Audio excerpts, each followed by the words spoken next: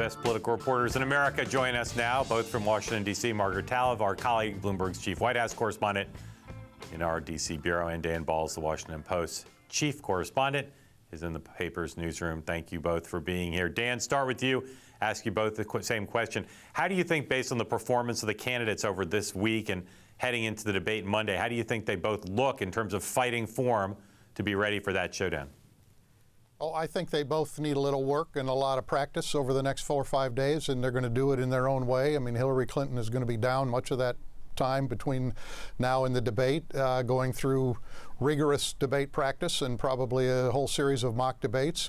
Donald Trump will do it his own way, which will be, I won't call it a relaxed approach, but it will be a different approach. He's not going to cram himself full of facts and figures, but he will have a sense of the strategy that he wants to take into the debate. So, but I think both of them have to be a little bit nervous because this is a more unpredictable environment. The topics are very broad that Lester Holt has laid out, and we don't quite know what Donald Trump will be like. So I think that there has to be nervousness on both sides. Margaret, how do you think they're headed trajectory-wise towards Monday? Yeah, I mean, I think what we're seeing with Clinton this week, at least, is that she's certainly trying to project a really sort of calm, prepared, paced approach, sticking to the facts. Her whole appearance at, up at the UN, trying to show off kind of her statesman-like credentials. She wants to try to remain calm and unflappable. I think just as much to convince herself that she can do that on Monday as anything else. And if she can keep that up and go in there kind of in a I'm not going to take the bait kind of mode, that's ideally what she wants. I mean, I think what the campaign is afraid of, and the reason why everybody in the world is going to tune in, is to see whether she can pull that off. So, Margaret, I want to stay with you. Just in terms of what you know about how they're dealing with debate prep, let's just stay with this topic as it is like the biggest topic out there in some ways. How do you think she's actually, just technically speaking, going about the process of trying to get ready for the unpredictability of Donald Trump?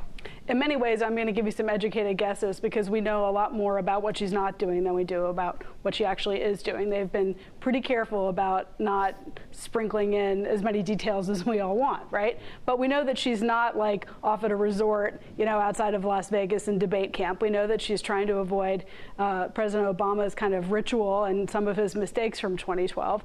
And we know that the way she's traditionally done debate prep is to go through kind of everything. She knows what her own policies are, but to review her own work, to review what her opponent has said and done in the past, and to try to be prepared not only to defend her own positions or explain her own positions, but to be able to check him and cross him if either he says something that she knows is not true or if the debate moderator himself fails to go in that direction. So I expect that's a lot of what she's doing, but I'd love to tell you, is she in some room in her house watching videos, or, does she, she do it in the kitchen, or is there a tent set up in the backyard? We don't know a lot of those sort of details. The campaign is holding that really tight.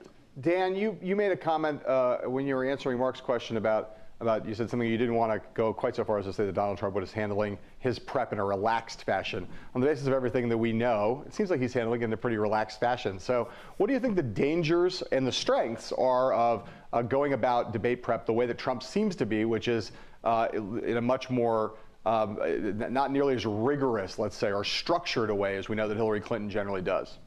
Well, let's start with the positive. He is very good in live TV settings, or very often is, and he demonstrated that in a lot of the Republican debates. He's comfortable in that environment. He knows how to make a quip. He knows how to try to put somebody off balance, and he enjoys doing that. So, in that sense, in the performance sense, he comes to it with a kind of a naturalness that she might not. I mean, he spent many years in reality TV, and he likes and enjoys that environment.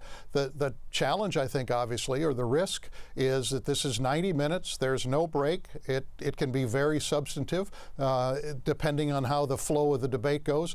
He will have to produce deeper or more complex answers about some of his policies, or more consistent or coherent statements about his policies. He will have a greater difficulty kind of skating across the top of some of those issues than he might have been able to do in a debate with 4, 5, 6, 7, 8 people that he was able to do in the Republican debate. So I think that's the bigger risk for him.